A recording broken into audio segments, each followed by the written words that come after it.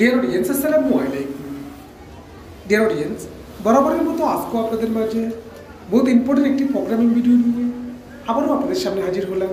আমি Mohammad Suman Patwari, sewing machine doctor YouTube channel এবং sewing machine doctor Facebook page. Dear friends, আজকে আমরা দেখব জুকি DDL 8000A এই মডেলের single needle lock stitch sewing মেশিনের ইরোর 221 আসলে কীভাবে রিমুভ করব সেটি আমি দেখাবো।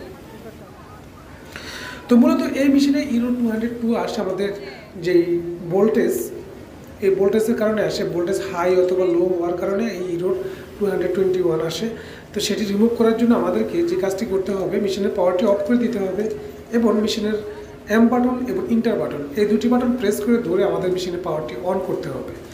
অন করার পর আমাদের প্রোগ্রাম চেঞ্জ করে নিয়ে যেতে হবে, N15 নাম্বার প্রোগ্রামে নিয়ে আসতে হবে।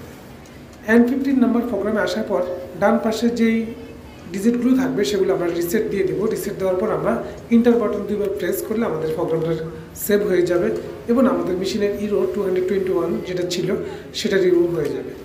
তো ভিডিওটি ভালো লাগলে অবশ্যই একটি লাইক করে দিবেন এবং আপনাদের যে কোনো মতামত আমার এই ভিডিও নিচে অবশ্যই কমেন্টে জানাবেন।